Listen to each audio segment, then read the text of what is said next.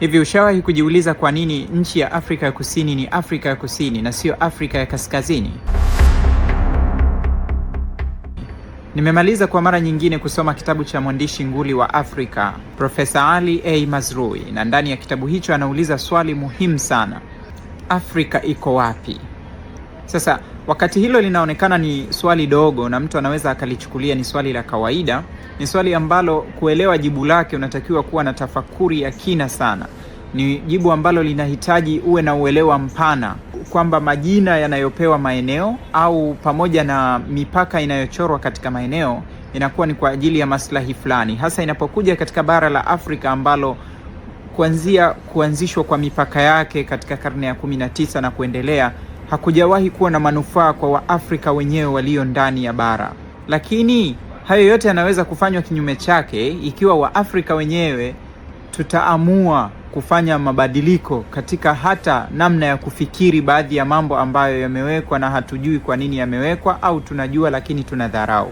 Mwaka 1675 mfalme wa Uingereza King Charles wa pili alianzisha kitu kinachoitwa The Royal Observatory katika mji wa Greenwich huko England, na lengo lake lilikuwa ni kusaidia kufanikisha utafiti wa kimaeneo kote duniani, navigation, ambayo kwa wakati huo wakoloni wa mwanzo kabisa walikuwa wanaanzisha utaratibu wa kusafiri maeneo mbalimbali duniani kutafuta ni maeneo gani ambayo yangewafaa kwa ajili ya kukonka, kutawala na kujipatia rasilimali.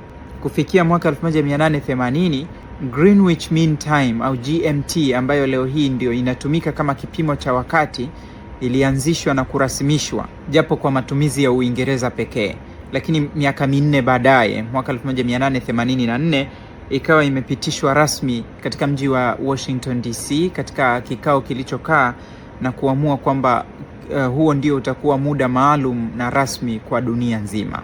Na kwa hiyo watu wachache walisimama tu katika eneo moja katika mji wa Greenwich ndani ya nchi ya England, wakatazama dunia kutoka katika hiyo sehemu moja, ndipo wakaamua kwamba hapa tuliposimama ndipo kaskazini na sehemu nyingine zipo kusini, na kwa maana ya kusini ni chini, kaskazini ni juu.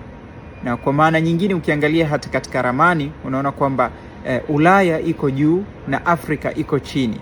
Lakini mistari hiyo hiyo ya longitude ambayo ilitumika kama kipimo bado inapita katika baadhi ya vijiji vya Afrika ya Kaskazini na Afrika Magharibi. Sasa kwa nini wachague kusema hapa ni kaskazini na hapa ni kusini? Na swali muhimu analouliza Profesa Mazrui ni kwamba kwa nini basi hata baada ya uhuru, baada ya miaka mingi kupita, kwa nini Waafrika wenyewe katika nchi zao kwa umoja wao hawakuchagua kubadilisha vitu kama hivyo, majina yaliyopewa dhidi yao? Kwa mfano, kuchagua kwamba badala ya kuita Greenwich au GMT katika Afrika, wakachagua kuita kwa majina ya wafalme wakubwa waliowahi kuitawala Afrika.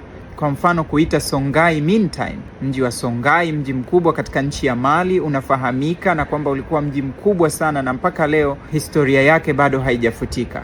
Sasa ninatengeneza video hii kukwambia hayo kwa sababu mimi ninafikiri kwamba haijalishi muda gani umepita na haijalishi kama labda tumechelewa kiasi gani, tunaweza bado kukaa chini na kutazama kuanzia katika vitu kama hivyo ambavyo katika macho ya kawaida vinaweza kuonekana vidogo vidogo, lakini umuhimu wake ni mkubwa katika kubadilisha namna na fikra za Waafrika, na ambavyo tunaweza tukatoka katika mtego huo wa kihistoria.